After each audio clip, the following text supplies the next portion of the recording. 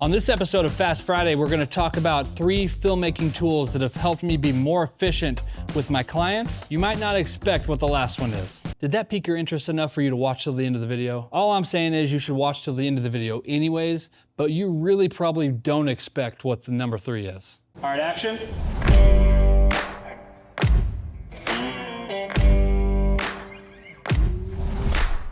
The first item is probably the most used item other than my camera and lens itself, and that is ND filters. Now, there's a ton of different brands that make ND filters, but if you're not really sure what an ND filter is, the classic example is that it's basically sunglasses for your lens. It takes the light level and brings it down by a certain level, and you can get variable ND filters that you can twist and darken down, or you can twist in the opposite direction and lighten it up, but it still takes it down by a certain level of stops of light. It is basically essential if you're filming anything outside or anything with a good level of light that you have an ND filter to be able to control, to keep your shutter speed and your f-stop where you want it on your camera. So if I was recommending one specific tool to anybody who's doing filmmaking, it would be an ND filter.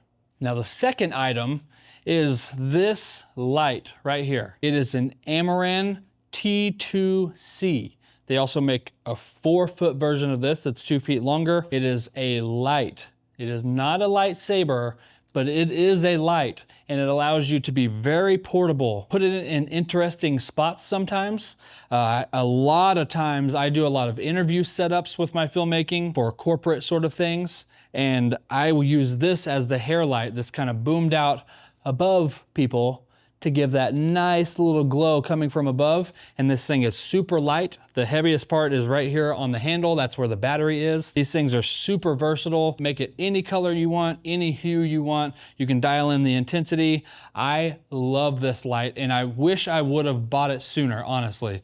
I got this about 6 months ago, and I use it for literally almost every single setup that I do. There's always some sort of splash of light that you can add on something in the background, or a hair light that's easily attachable like this. There's basically unlimited options of where you can put this thing. It's got a bunch of different mounting options on it. For me, it's been lasting around 4 hours on its battery power, but it also has a DC in for power. You can get it with the grid here to control the light spill a little bit. You can take this off just with a couple little straps here, and it just kind of slides off, and then you have just the light itself. I've seen some people that will get white pool noodles and they will cut them to fit this, and it's kind of acts as a diffuser on a really budget level. There's those sorts of options too. If you ever needed to use this as your key light and you wanted to diffuse it a little bit, those are always options to look into as well. Super versatile light.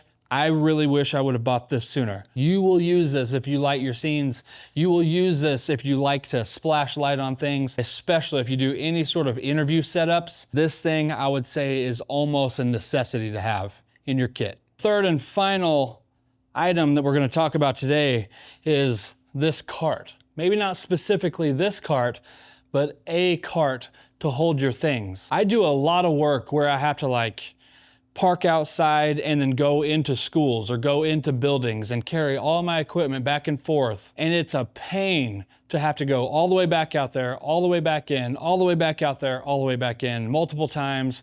People want to help you, but you really don't want to hand off your equipment to people who don't know what to do with it or don't know how to handle it properly. So this thing has been really, really good for me to where I can just load it down. I can hold several lights. I can hold a camera bag. I can hold an easy rig, I can hold headsets. There's a lot of different variations of things you can do with this and the amount of weight that it can hold. It also comes with an option of this bag in the front that you can put tripods and stuff down in, so that that's not taking up space down here. I also saw a hack online to where you can use clips like this and put your C-stands over the top of it, and I've been doing that. The clips don't allow them to slide off of the sides. Keep them over the top of it like this. As long as you don't stack your stuff here too high to where you can't do that, you can set your C-stands over the top here and have even less trips to make. There's a bunch of different variations of these sorts of carts. This one specifically is the Rock and Roller brand.